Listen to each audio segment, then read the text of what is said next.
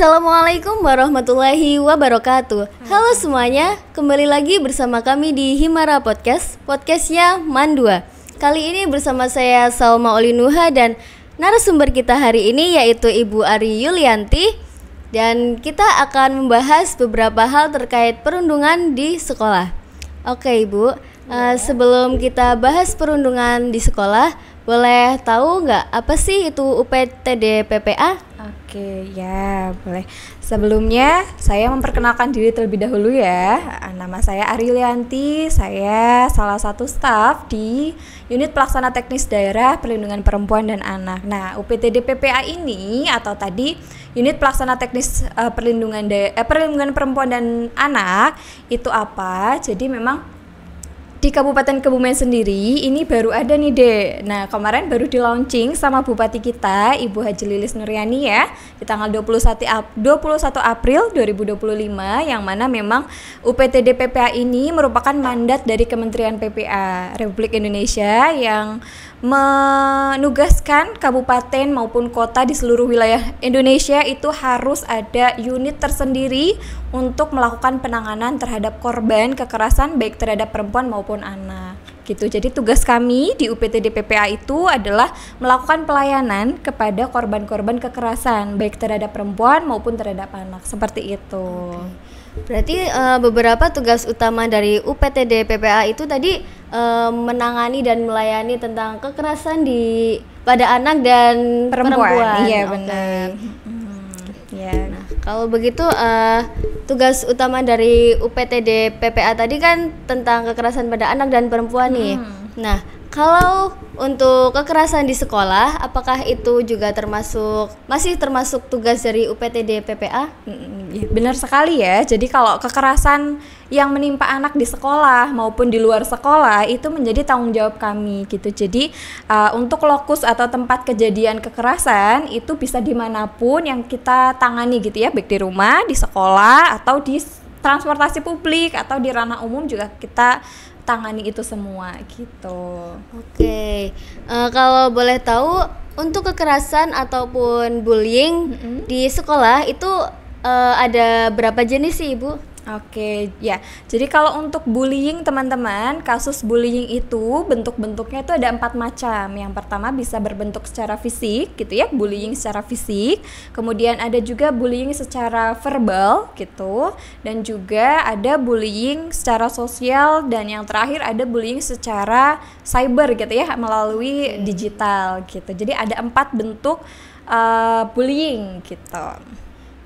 Biasanya kalau di beberapa sekolah itu dari UPTD PPA sendiri itu menangani kasus bullying yang mana Ibu, kalau boleh tahu? Ya. Jadi selama ini yang kami sudah tangani ya untuk kasus bullying yang terjadi di Kabupaten Kebumen sendiri itu lebih banyak ke bullying yang bentuknya 2, bullying secara fisik dan juga bullying secara verbal itu sih. Untuk menangani kasus yang ada di sekolah tersebut, bagaimana cara UPTD PPA itu menangani dan memberi pelayanan kepada anak-anak korban kekerasan tersebut Ibu? Oke ya, jadi kalau untuk penanganan terhadap korban bullying yang terjadi di sekolah, itu yang pertama kali kita lakukan, kita bisa melakukan penjangkauan terlebih dahulu ya, mendekatkan diri UPTD PPA kepada korban kekerasan gitu. Kalau misalkan korban kekerasannya itu berada di sekolah gitu, jadi kita mendekatkan diri terlebih dahulu ke anak yang menjadi korban. Tapi terlebih dahulu kita juga berkoordinasi nih dengan pihak sekolahnya gitu ya. Setelah itu baru nanti kita melakukan identifikasi masalahnya untuk mencari tahu bagaimana masalah itu bisa terjadi, latar belakangnya seperti apa gitu ya, dan juga untuk menentukan nih nanti ke depan intervensinya seperti apa gitu. Nanti setelah diketahui dan kita di manage ya kasusnya, kemudian kita baru melakukan pelayanan. Nah pelayanan ini kita bisa berkolaborasi dengan mitra-mitra kerja kita. Itu ada yang dengan psikolog gitu ya, atau dengan advokat gitu.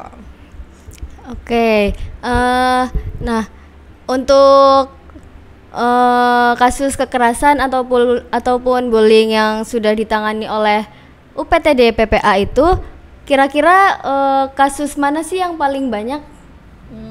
Oke, ya kalau untuk kasus bullying ya, yang paling banyak itu ada sebenarnya antara fisik dan juga verbal itu saling ini ya, saling bersinggungan ya. Jadi kalau misalkan ada korban yang dia mendapatkan bullying atau kekerasan secara fisik, otomatis secara verbalnya juga nggak ketinggalan gitu ya, nggak cuma fisik doang. Malahan kekerasan bullying yang secara fisik itu dimulai dari kekerasan secara verbal terlebih dahulu gitu. Jadi fisik dan verbal ini dua-duanya saling beriringan untuk jumlah kasusnya gitu ya.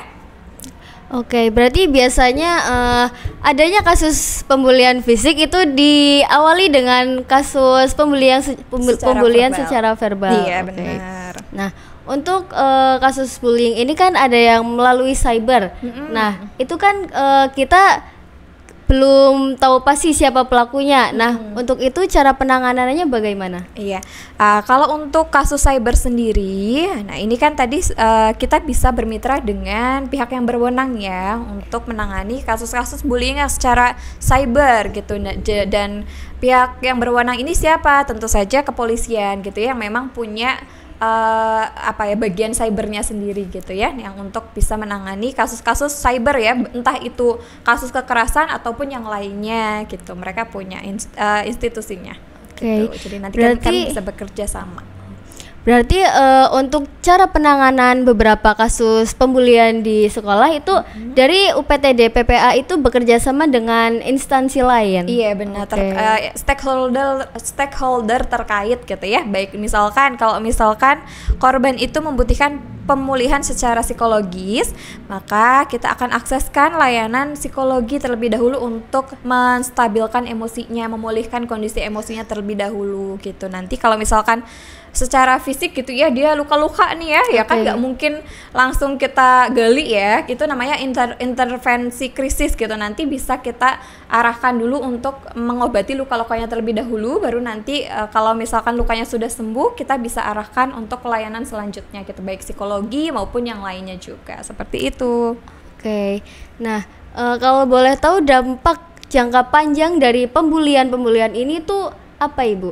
Oke, ya dampak dari bullying jangka panjangnya yang paling parah ya, maksudnya sampai ada korban bully ini mengakhiri hidupnya gitu. Nanti paling akhir ya, maksudnya ada korban bullying yang pada akhirnya dia tidak bisa mengelola atau mengontrol emosinya, dan pada akhirnya dia memutuskan untuk mengakhiri hidupnya. Itu sih paling jauhnya ya dampaknya sampai sana bisa.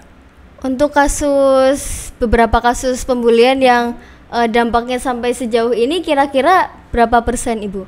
Oh, kalau untuk angkanya ini yang tidak bisa kita pastikan ya, karena perlu dihitung juga kalau untuk persenannya gitu ya, dari tahun ini sampai ya tahun-tahun sebelumnya gitu ya. Kalau tahun ini sendiri belum sampai ada yang ini sih dampaknya sejauh itu. Paling lebih banyaknya korban bullying itu saat ini banyak mengalami kondisi psikologis yang tidak menentu gitu ya.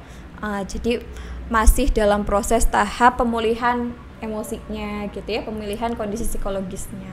Oke.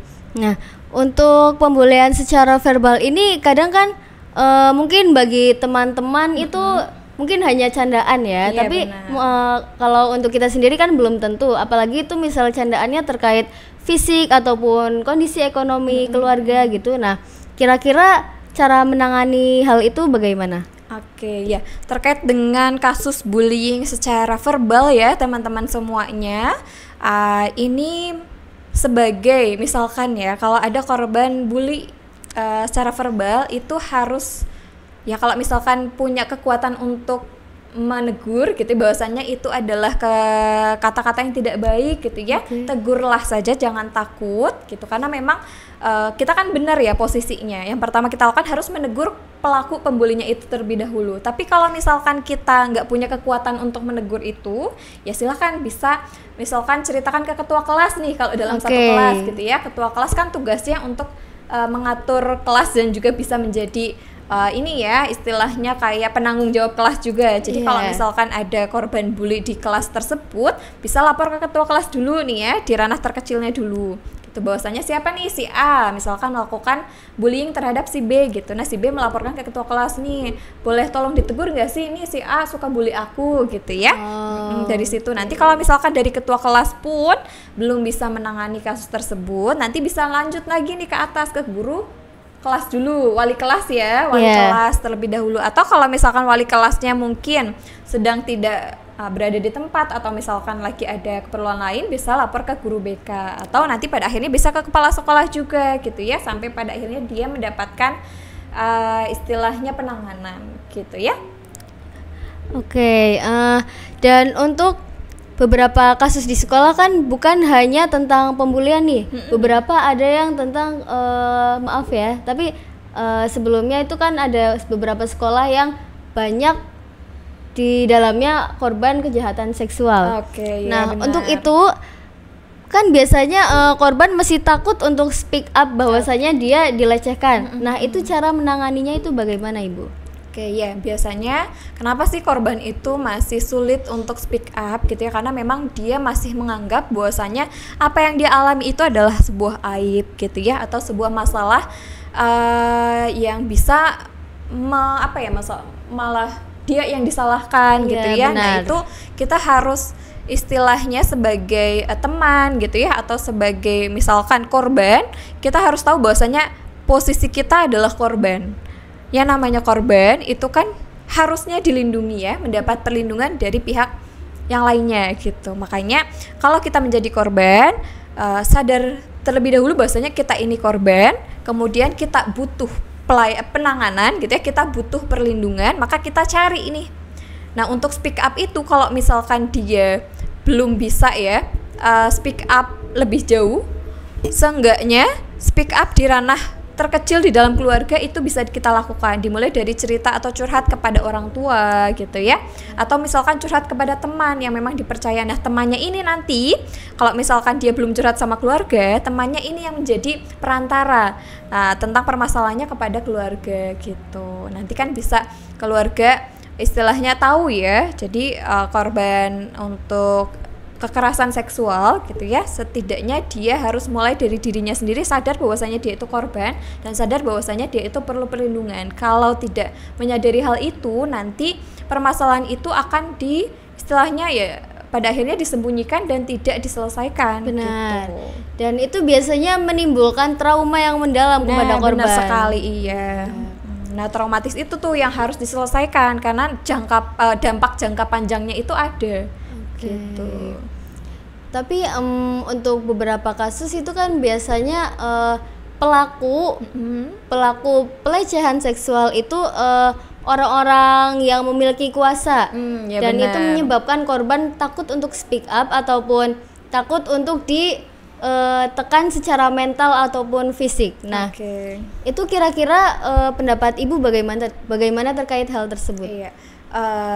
Jadi memang ini ya yang menjadi PR kita bersama, bahwasannya di masyarakat kita tentu korban kekerasan ini kan memang terjadi karena ada relasi kuasa ya, antara yang kuat dengan si lemah gitu ya, dan juga ada relasi ketimpangan gender juga nih, laki-laki melakukan kepada yang perempuan gitu. Dan memang kita PR-nya harus menyadarkan bahwasannya masyarakat ini harus lebih melihat loh kondisi korban gitu ya, dan juga harus melihat dampak terhadap korban itu jauh lebih besar daripada dampak terhadap yang lainnya gitu ya. Benar. Apalagi kalau misalkan pelakunya dibiarkan begitu aja, malahan nanti dampaknya di lingkungan tersebut akan jauh lebih besar daripada sebelumnya gitu. Jadi memang yang harus kita lakukan adalah mengedukasi masyarakat atau mengedukasi diri kita dan juga sekeliling kita untuk tahu bahwasannya yang harus kita lakukan ketika ada kasus kekerasan adalah melindungi korban terlebih dahulu gitu. Jadi biar korban itu merasa ada yang merasa terlindungi dan juga ada yang menjadi tumpuan gitu. Kadang kan korban itu merasa dia itu tidak punya siapa-siapa ya yang mendukung dirinya. Makanya ya kita hadir sebagai orang tuanya dia gitu ya, yang menjadi korban, sebagai orang atau pelindung dirinya gitu dari kekerasan seksual gitu.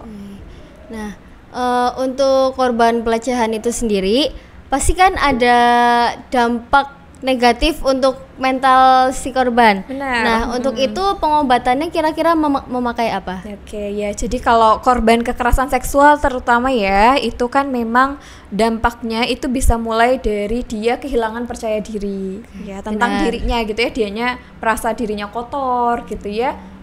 Nah, itu untuk hal ini karena sudah masuk ke dalam ranah dampak psikologis yang bisa dikatakan nanti arahnya ke ranah berat gitu ya, maka kita butuh penanganan profesional gitu ya. Penanganan profesional ini kita bisa melibatkan psikolog profesional gitu yang ada di lembaga kita yang bermitra dengan kita, atau misalkan mengakses psikolog yang ada di rumah sakit di wilayah Kabupaten Kebumen gitu. Dan sekarang kan sudah ada ya beberapa rumah sakit atau puskesmas bahkan yang udah punya psikolog gitu. Jadi kalau ada korban yang merasa dia kondisi psikologisnya terganggu, itu harus segera mencari pertolongan di layanan profesional seperti itu.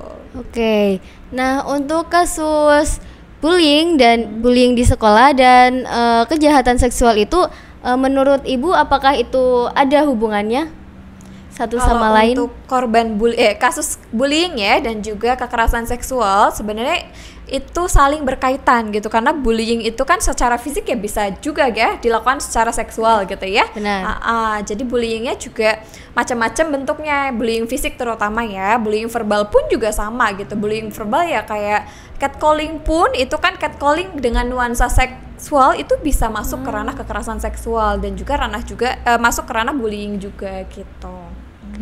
Oke, berarti mungkin beberapa hal yang masih dianggap biasa saja oleh masyarakat, salah satunya adalah catcalling itu ternyata termasuk kekerasan secara verbal. Ya, verbal dan bernada sensual ya biasanya. Oke. Nah, untuk itu mungkin Ibu mau bisa memberi pesan kepada korban di luar sana ataupun kepada teman-teman kita semua untuk menghindari hal-hal tersebut. Oke, ya, buat teman-teman yang hari ini atau sebelumnya gitu ya mengalami hal-hal yang tidak menyenangkan, terlebih itu mengalami kekerasan ya, baik verbal atau psikologis ya, ataupun misalkan dia mengalami kekerasan fisik atau misalkan yang lainnya gitu ya, termasuk bullying juga di sekolah.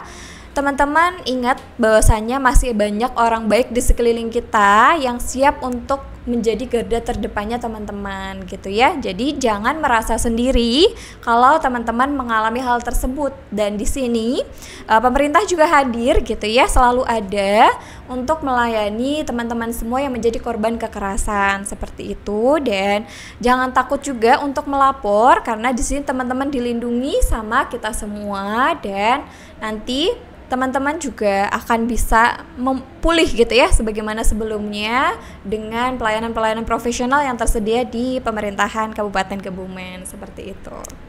Oke, dan untuk teman-teman semua jangan ragu untuk meminta bantuan kepada kita. Juga jangan ragu untuk menghubungi UPTD PPA. Iya, melalui TESPA. Ada kami yang namanya telepon sahabat perempuan dan anak gitu ya. Nanti bisa dicantumkan di bawah ini. Iya, dicantumkan di sini. Nanti kalau misalkan teman-teman tidak memiliki teman curhat di sana atau tidak memiliki orang-orang terpercaya untuk mendengar permasalahan teman-teman, bisa nanti curhatnya ke telepon sahabat perempuan dan anak gitu ya. Oke, begitulah pembahasan kami bersama Ibu Ari Yulianti dari UPTD PPA terkait kejahatan seksual dan pembulian di sekolah. Semoga apa yang disampaikan oleh beliau dapat bermanfaat bagi kita semua. Sekian dari kami. Wassalamualaikum warahmatullahi wabarakatuh.